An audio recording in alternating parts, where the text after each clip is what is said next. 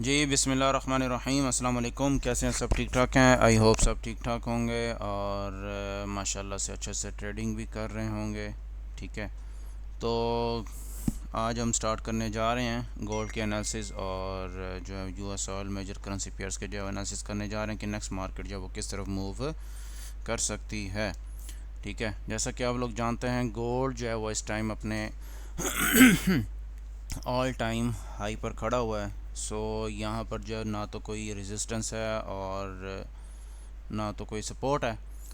ठीक है, तो यहाँ से मार्केट किसी भी तरफ मूव कर सकती है और ये इतनी बड़ी जो मूव मार्केट में है ये फंडामेंटली है। ठीक है, एक तो ये रीज़न भी हो सकती है। ठीक है ना, एक तो ये रीज़न है और सेकंड नंबर पे जैसा कि आप जानते हैं कि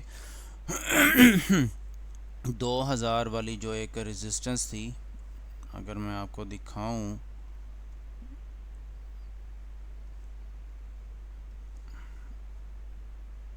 ये वाली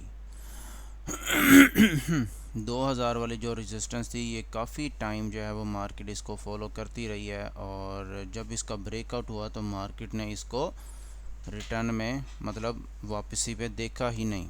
ठीक है ना, तो ये हमेशा जो है वो तब होता है जब मार्केट एक रेजिस्टेंस को टच करके बार बार ड्रॉप हो रही हो, बार बार ड्रॉप हो रही हो, बार बार ड्रॉप हो रही हो। तो उसमें ये होता है कि मार्केट जो है वो अग्रेसिवली जब वो रेजिस्टेंस ब्रेक करती है या सपोर्ट ब्रेक करती है तो अग्रेसिवली मार्केट वहाँ से डंप करती है और काफ़ी अच्छा खासा जो है मार्केट क्रैश होती है या पंप होती है।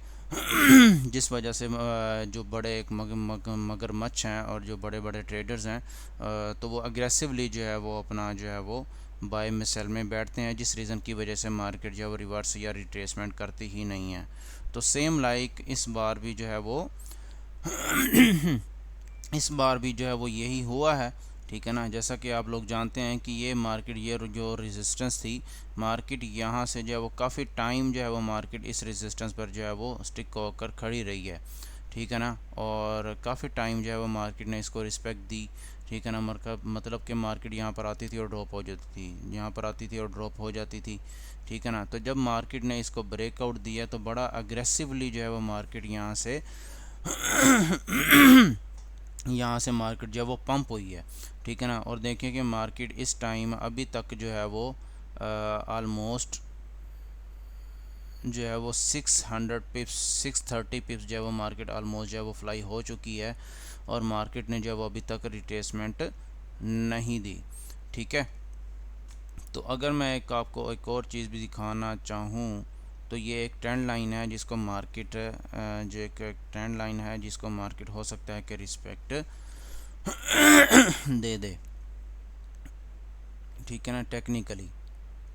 ठीक है ना, ये एक ट्रेंड लाइन है जिसको आप देख रहे हैं कि एक ट्रेंड लाइन है जिसको मार्केट रिस्पेक्ट दे रही थी और जो है वो यहाँ से जो है वो आकर अगर एक ये ट्रेंड लाइन भी बन रही है इसको भी हम लगा लेंगे।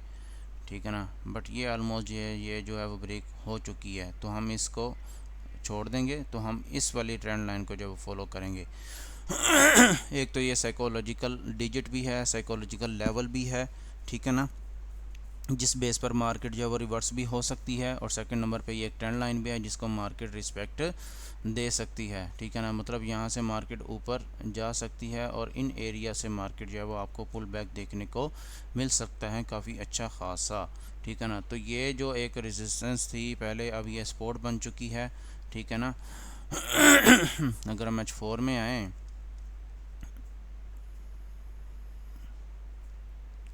तो ये एक जो है वो साइकोलॉजिकल लेवल भी है और ये एक ट्रेंड लाइन भी आ रही है जिसको मार्केट रिस्पेक्ट दे सकती है और ये जो डिजिट बन रहा है ये ऑलमोस्ट जो है वो 2600 का एरिया बन रहा है। ठीक है ना, तो यहाँ से मार्केट जो है वो पुल बैक देख सकती है बट उससे पहले जो है वो ये एक H1 की सिंपल इंगल्फिंग बाय बन चुकी है H4 की।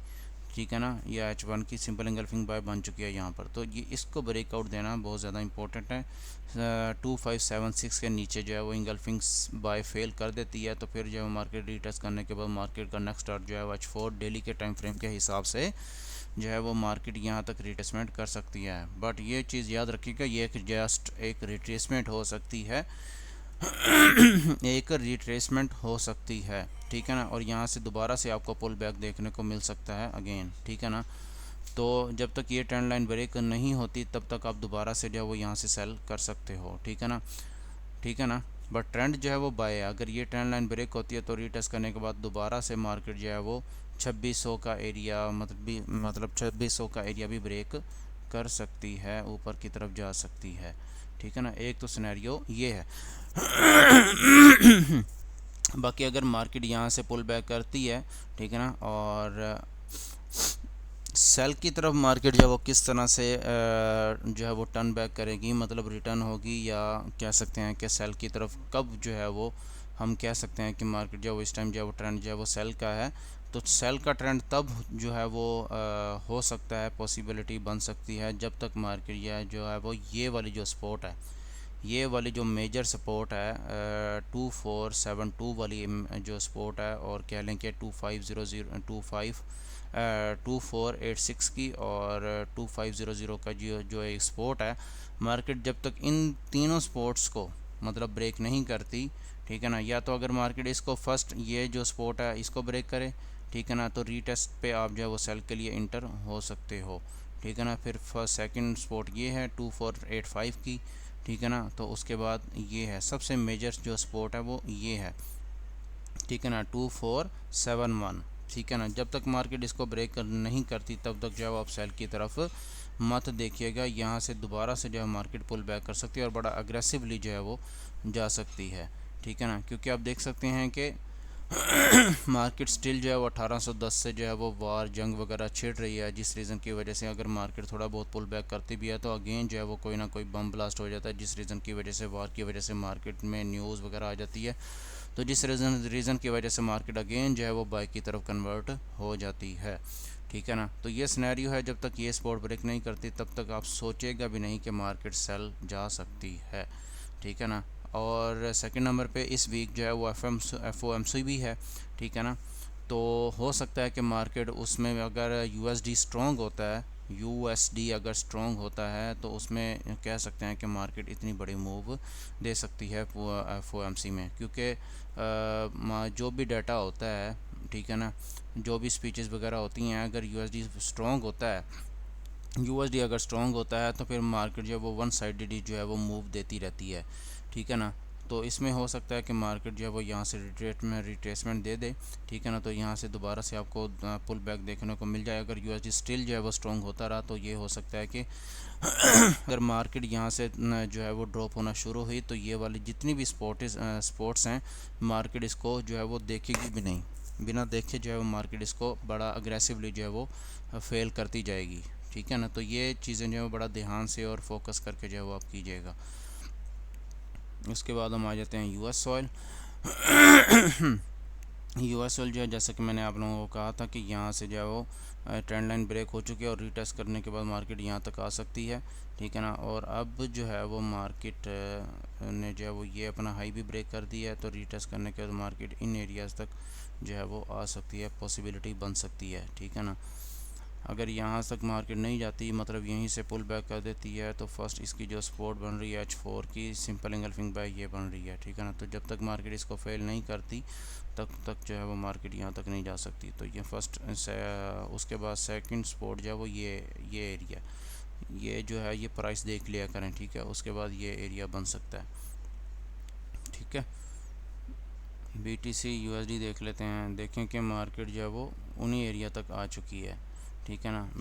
जैसे कि मैंने आप लोगों को कहा था कि ये रीटेस्ट के बाद मार्केट यहाँ तक आ सकती है, और ये जो एरिया है इसको ब्रेक करना भी ज़्यादा इंपॉर्टेंट है। जब तक मार्केट इस हाई को ब्रेक नहीं करती तब तक जब मार्केट यहाँ तक भी नहीं जा सकती, ठीक है ना। तो मार्केट का अगर ये हाई ब्रेक करती है तो रीटेस्ट करने के मार्केट जो है वो नेक्स्ट टारगेट जो मार्केट का ये हो सकता है, और उसके बाद ये। और अगर मार्केट H4 की ये सिंपल इंगल्फिंग सेल जो बनी हुई है अगर इसको फेल कर देती है तो रीटेस्ट पर मार्केट का नेक्स्ट टारगेट जो है वो ये हो सकता है, ठीक है। तो अगर मार्केट यहीं से पुल बैक कर देती है तो ये वाली जो सपोर्ट है, ये वाली सपोर्ट ब्रेक करना बहुत ज़्यादा इंपॉर्टेंट है। अगर मार्केट इसको फेल करती है तो नेक्स्ट टारगेट अगेन जो है वो ये हो सकता है, मतलब ये वाली सपोर्ट, ठीक है ना, ये वाली यहाँ तक भी आ सकती है। GBP USD देख लेते हैं। GBP USD जो है वो काफ़ी अच्छा खासा, ये देखें कि मार्केट जो मैंने आपको जोन दिया था काफ़ी अच्छा खासा जो है स्टिल जो है वो वहाँ से मार्केट जो है वो बाय में गई है। और ऑलमोस्ट जो है 180 पिप्स जो है वो मार्केट फ्लाई हो चुकी है। ये ट्रेंड लाइन थी, इसने मार्केट ने रीटेस्ट किया और जो है वो ये एक्सपोर्ट भी थी। मार्केट ने जो है वो पुल रीटेस्ट करके देखें, स्टिल जो है वो अभी तक फ्लाई में है और जो है वो अभी तक जो है वो मार्केट यहाँ से यहाँ तक जा सकती है। अगर ये हाई ब्रेक होता है तो उसके बाद जो है वो यहाँ तक भी, इन एरियाज़ तक आ सकती है।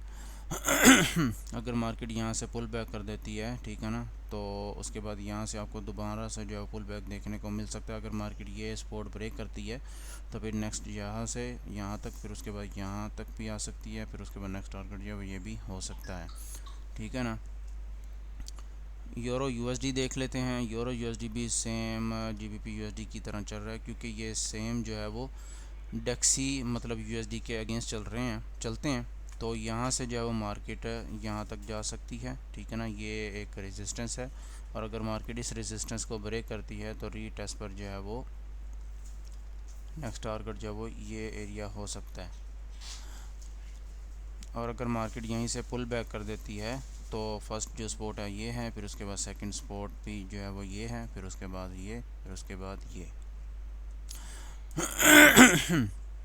अच्छा, तो ये सिनेरियोज़ हैं, ये जो है वो जोन्स हैं जिसकी बेस पर आप जो डेली बेस पर एक अच्छा प्रॉफिट जनरेट कर सकते हो, ठीक है ना। तो इन चीज़ों को फॉलो करते हुए आप जो है वो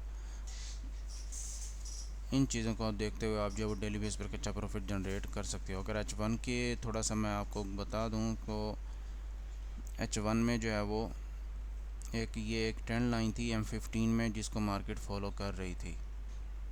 अगर मैं आपको दिखा दूं आपकी कंफर्मेशन के लिए, तो ये एक ट्रेंड लाइन थी या ये देख लें, ये एक ट्रेंड लाइन थी जिसको मार्केट फॉलो कर रही थी। और ये वन टच, सेकंड टच, ये थर्ड टच, और ये देखें ये एक इसका ब्रेकआउट हुआ, ये देखें ये इसका ब्रेकआउट हुआ, उसने रीटेस्ट किया, रीटेस्ट करने के बाद उसने जो है वो ड्रॉप होने की कोशिश की, बट वो मार्केट नीचे आई नहीं, बट ऊपर वाली रेजिस्टेंस पर चली गई। ये देखें ये किसकी रेजिस्टेंस, पहले ये ऊपर जा रही थी बट ये रेजिस्टेंस बन चुकी, तो यहाँ से आपको दोबारा से पुल बैक देखने को मिल सकता है यहाँ तक। और अगर मार्केट ये एरिया ब्रेक कर देती है,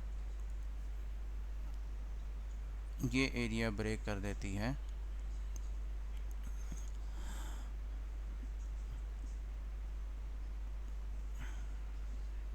अगर मार्केट ये एरिया ब्रेक कर देती है, ठीक है, ये एरिया ब्रेक कर देती है यहाँ तक, ये एरिया ब्रेक कर दे तो रीटेस्ट पे नेक्स्ट टारगेट जो है मार्केट का ये हो सकता है, ठीक है ना। गोल्ड का ये M15 M30 के टाइम फ्रेम के हिसाब से है। ठीक है, तो अगर मार्केट यहीं से ऊपर जाती है, यहाँ से ऊपर जाती है, तो अगर ये हाई ब्रेक कर देती है तो साइकोलॉजिकल लेवल सेकंड फर्स्ट जो है वो ये एरिया हो सकता है, ठीक है ना। ये 2600, फिर उसके बाद 2604-5 का एरिया भी हो सकता है, ठीक है ना। तो अपना ख्याल रखिएगा, खुश रहिएगा, दुआ में याद रखिएगा। नेक्स्ट वीडियो में मिलेंगे। अल्लाह हाफिज़।